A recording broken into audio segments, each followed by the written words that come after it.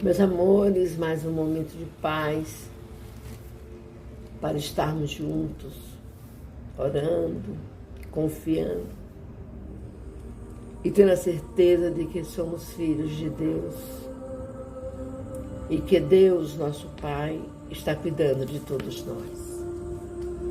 Vamos pegar as nossas águas para que possam ser fluidificadas no final e vamos também estar lembrando de todos aqueles que necessitam de oração. Dando continuidade à leitura do Livro dos Médiuns, estamos lendo o capítulo 3 da primeira parte, e o título do capítulo é Do Método. Quem quer que reflita, compreende perfeitamente bem que se poderia abstrair das manifestações sem que a doutrina deixasse de subsistir. As manifestações a corroboram, confirmam, porém, não lhe constituem a base essencial. O observador criterioso não as repele. Ao contrário, aguarda circunstâncias favoráveis que lhe permitam testemunhá-las. A prova que avançamos é que grande número de pessoas, antes de ouvirem falar das manifestações, tinham a intuição dessa doutrina, que não fez mais do que lhes dar corpo, conexão às ideias. Demais fora inexato dizer-se que os que começam pela teoria se privam do objeto das observações práticas. Pelo contrário, não só lhes não faltam os fenômenos, como ainda os de que eles dispõem maior peso mesmo têm aos seus olhos, dos que os pudessem vir a operar-se em sua presença. Referimos-nos aos copiosos fatos de manifestações espontâneas, de que falaremos nos capítulos seguintes. Raros serão os que delas não tenham conhecimento, quando nada por ouvir dizer. Outros conhecem algumas consigo mesma ocorridas, mas a que não prestaram quase nenhuma atenção. A teoria lhes vem dar a explicação e afirmarmos que esses fatos têm grande peso, quando se apoiam em testemunhas irrecusáveis, porque não se pode supô-los devidos a arranjos, nem a conivências. Mesmo que não houvesse os fenômenos provocados, nem por isso deixaria de haver os espontâneos. Já seria muito que ao Espiritismo coubesse apenas lhes oferecer uma solução racional. Assim, os que leem previamente reportam suas recordações e esses fatos que lhes apresentam como uma confirmação da teoria. Singularmente, se equivocaria quanto à nossa maneira de ver quem supusesse que aconselhamos se desprezem os fatos. Pelos fatos foi que chegamos à teoria.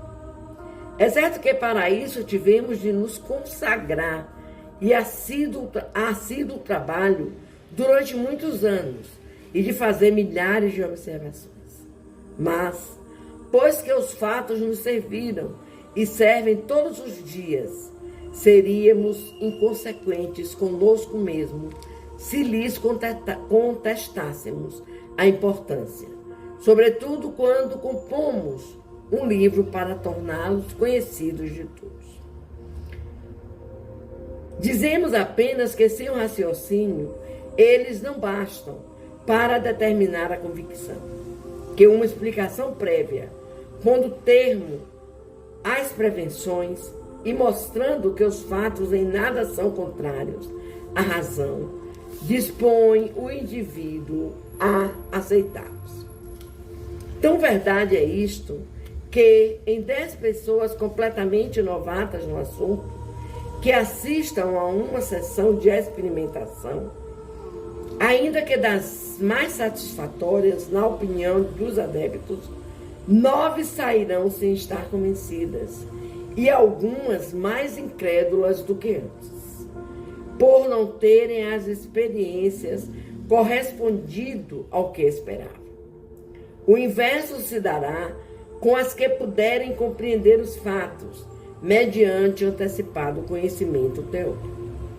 Para essas pessoas, a teoria constitui um meio de verificação, sem que coisa alguma as surpreenda, nem mesmo o insucesso, porque sabem em que condições os fenômenos se produzem e que não se lhes deve pedir o que não podem dar.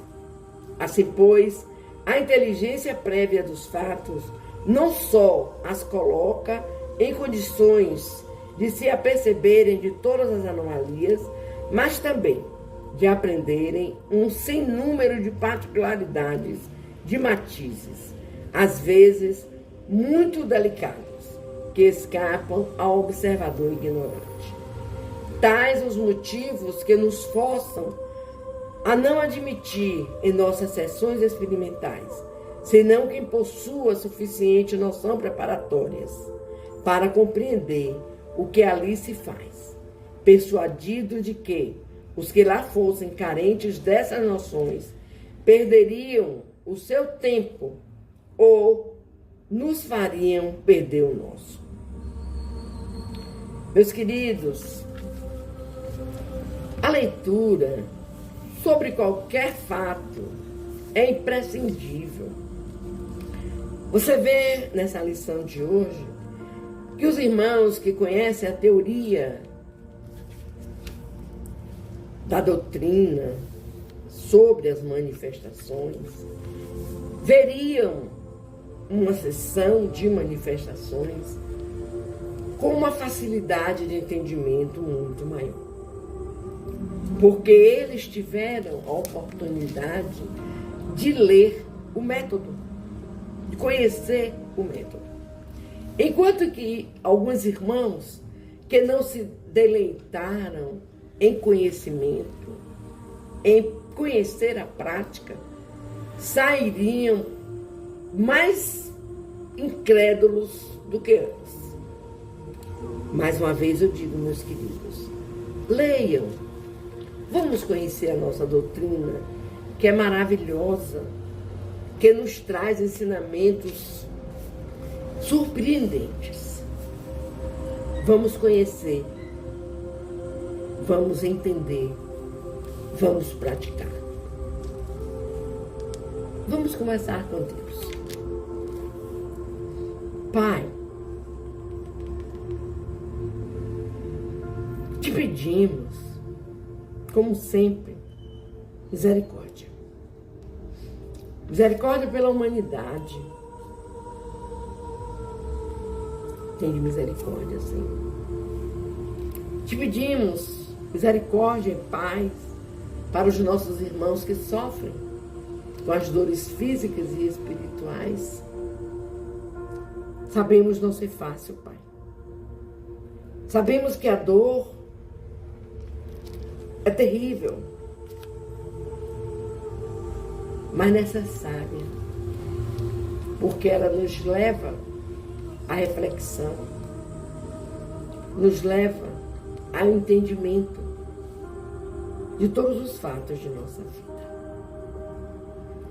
Os problemas espirituais é outro fator importantíssimo na humanidade.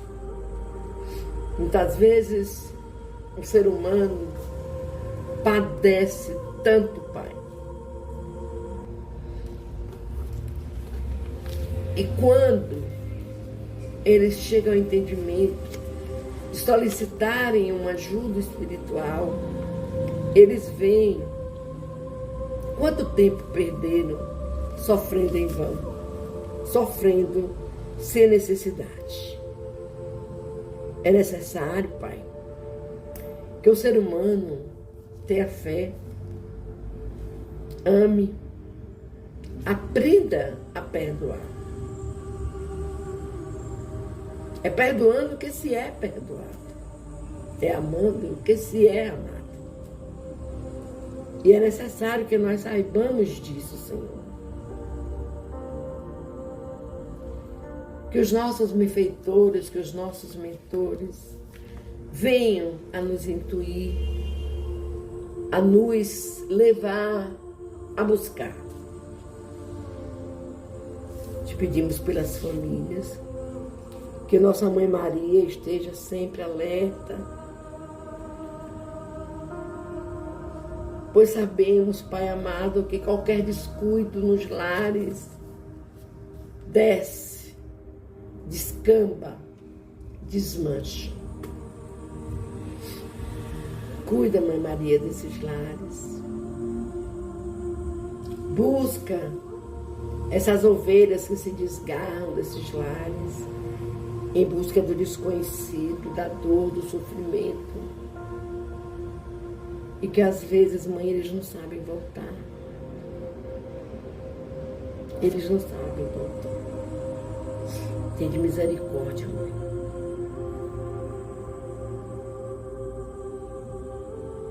Tem de misericórdia, Mãe.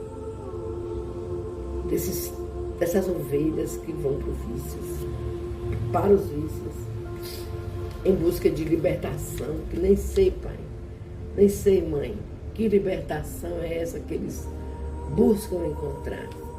Eles se perdem e perdidos eles ficam, porque eles nem se conhecem mais. Tem de misericórdia, Senhor. Que assim seja.